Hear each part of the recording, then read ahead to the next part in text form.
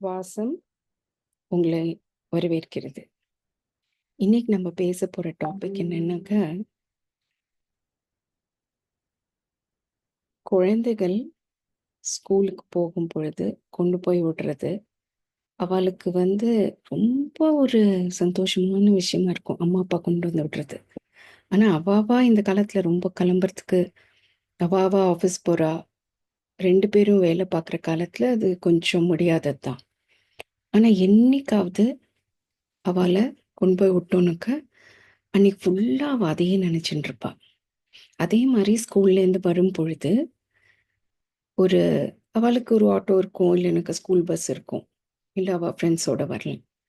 ஆனால் என்னைக்காவது எதேச்சியாக திடீர்னு அம்மாவோ அப்பாவோ அவளை பிக்கப் பண்ணிக்கிறதுக்கு போனாக்க ரொம்ப சந்தோஷப்படுவா. ஏன்னாக்கா அவள் எதிர்பார்க்காத ஒரு நிகழ்வாக அது இருக்கும். அப்போ நீங்கள் கண்டிப்பாக அவளுக்காக போய் சர்ப்ரைஸ் கொடுக்கும் பொழுது அவள் ஃப்ரெண்ட்ஸ்க்கு முன்னாடி அவள் ஏதோ ஒரு ஆனந்தம் ஒன்று நிகழும்.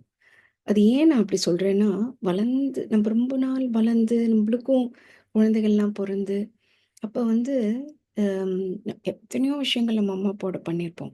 ஆனா அவ நம்மள ஸ்கூல்ல கூட்டின்னு வர அன்னைக்கு இருந்த ஒரு மகிழ்ச்சி, அன்னைக்கு நம்ம யாரெல்லாம் நம்மள பார்த்தா, நம்ம வர வழியில என்னெல்லாம் பார்த்தோம், அவளுக்கு என்னெல்லாம் காமிக்கிறோம் அம்மா அப்பாக்கு, அந்த மாதிரி ஒரு மெமரி இருக்கு பாருங்க.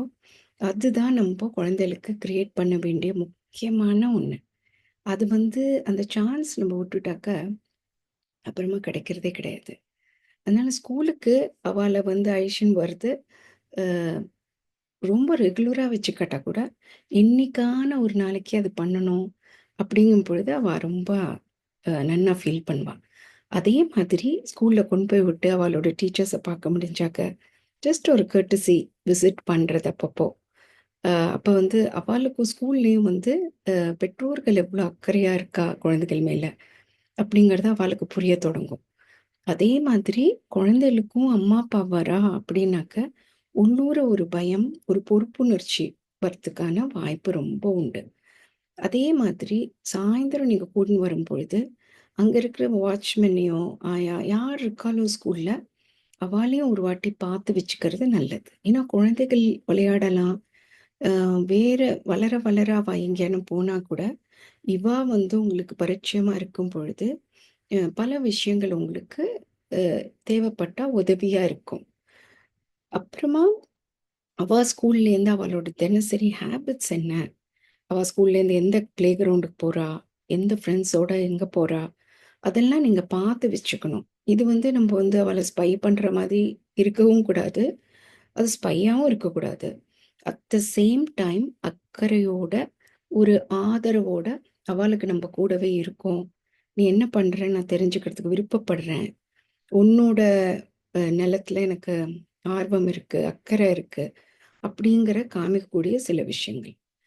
அப்புறமா ஸ்கூல் விட்டதுக்கு அப்புறமா இருக்கிற கிளாஸஸ்க்கு நீங்க கொண்டு போய் விடுறும் பொழுது, குழந்தைகளுக்கு கண்டிப்பா ஏதான ஒரு ஸ்நாக் குடுத்து அழைச்சின்னு போணும். ஏன்னா school is very very training அவளுக்கு. அதுல அத்தனை நேரம் அவ இருக்கா. கார்த்தாலேருந்து பசியோட இருக்கா பாவம். அந்த சாயந்தரம் அப்படியே ஸ்கூல்லேருந்து எடுத்துன்னு போய் அவள அங்க தள்ளணுமா?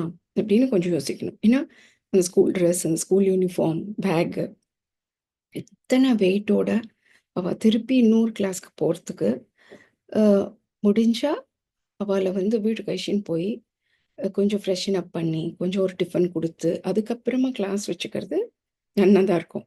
அப்படி முடியலனாக்க, கண்டிப்பா மேக் ஷூர் தட் அவளுக்கு ஒரு டிஃபன், ஒரு ஸ்நாக் பாக்ஸ் குடுக்கணும். வெறும் பிஸ்கெட்டு, இந்த நட்ஸ் இதெல்லாம் ஸ்நாக்ஸ் கிடையாது. அவளுக்கு நன்னா அந்த எனர்ஜி குடுக்குற மாதிரி. Energy is not just for the body. Energy is for the brain also. அப்பதான் அவ அந்த புத்துணர்ச்சியோட அவளால அடுத்த கிளாஸ்ல போய் உட்காந்து செயல்பட முடியும். அன்னன்னைக்கான பாடம் என்ன? அத அவ ஒழுங்கா குறிச்சுண்டு வராளா? அப்படிங்கிறத நீங்க கண்டிப்பா வீட்ல வந்த உடனே பார்க்கணும். ஹோம்வொர்க் பார்க்காம விட்டுட்டு, நம்பளுக்கு ஏதோ ஒரு முக்கியமான காரியத்துல நம்ம ஈடுபட்டு, இதுல நம்ம கவனிக்காம இருந்து, அவ நாளைக்கு ஸ்கூல்ல போய் சரியா செயல்படலைன்னா, அதுக்கு நம்பளும் ஒரு காரணமா ஆகுறோம். ஸோ, அத மனசுல வச்சுண்டு, நீங்க கண்டிப்பா அவ என்னல்லாம் பண்றா? அவளோட நோட் புக்ஸ பார்த்து, இன்னைக்கு ஹோம்வொர்க் என்ன குடுத்துருக்கா? நேத்து பண்ண ஹோம்வொர்க் என்ன திருத்தியிருக்காளா இல்லையா டீச்சர்? அப்புறமா ஏதான யூனிட் டெஸ்ட் பத்தியோ, மந்த்லி டெஸ்ட் பத்தியோ அனௌன்ஸ்மென்ட் இருந்ததா? அப்ப குழந்தைகள்கிட்ட நீங்க கேட்டு தெரிஞ்சுண்டா மட்டும் தான், இந்த காலத்து குழந்தைகள் சொல்லப் போறா. நம்மளுக்கே அந்த அக்கறை இல்லைன்னா, அவாளா வந்து சொல்றது ரொம்ப ரேர். குழந்தைகளோட எவ்வளோக்கு எவ்வளோ நீங்க இன்டராக்ட் பண்றீங்களோ, அவ்வளோக்கு அவ்வளோ அவள பத்தி ரொம்ப நன்னா புரிஞ்சுக்க முடியும். அவாள புரிஞ்சுக்கிறதுங்கிறது இட்ஸ் பேரமவுண்ட் இம்பார்ட்டன்ஸ்.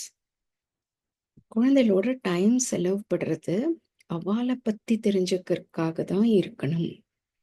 அவ கார்த்தாலேந்து இங்கேருந்து அங்க போயிட்டு, திரும்பி வர வரைக்கும் என்ன பண்ணா? அப்படிங்கிறத நீங்க கேட்காமயே அவ சொல்றதுக்கு, நீங்க அந்த ஸ்பேஸ கிரியேட் பண்ணி குடுக்கணும். அந்த ஸ்பேஸ் கிரியேட் பண்றது எப்படி இருக்கணும்னா, அவ உங்க மேல நம்பிக்கை வைக்கணும். அது மட்டும் இல்லாம, அவ உங்ககிட்ட வந்து சொன்னாக்க, "அம்மா இத வந்து எப்படி எடுத்துப்பா?" உடனே திட்டாம, ஜஸ்ட் பி எ லிஸ்னர்.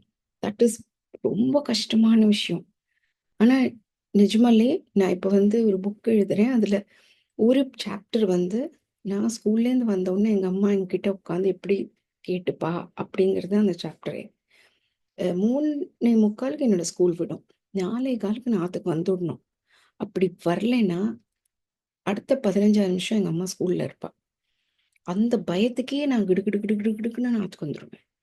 வந் அப்படி அம்மாவே வந்து என்ன ஸ்கூல்லேருந்து என்னைக்கான கூட்டின்னு வந்தாக்க, வழியெல்லாம் கார்த்தால நான் வீட்ட விட்டு கிளம்பினதுலேருந்து திரும்பி வர வரைக்கும், நான் இங்க நின்னேன், இப்படி உட்காந்துண்டேன், இப்படி கீதா வந்தா, ரமா வந்தா, யாரெல்லாம் வந்தா, இன்னைக்கு என்னெல்லாம் நடந்தது, எந்த டீச்சர் யார திட்டினா, அப்புறம் என்ன கிளாஸ் எடுத்தா, இன்னைக்கு என்ன அனௌன்ஸ்மென்ட் ஆச்சு, நாங்க என்ன சாப்பிட்டோம், யாருக்கு பிறந்த நாள், யார் அழுதா கிளாஸ்ல, இத்தனை விஷயங்களும் பேசி நான் முடிக்கிற வரைக்கும், அம்மா என்ன தடுக்கவே மாட்டா, நிறுத்தவே மாட்டா.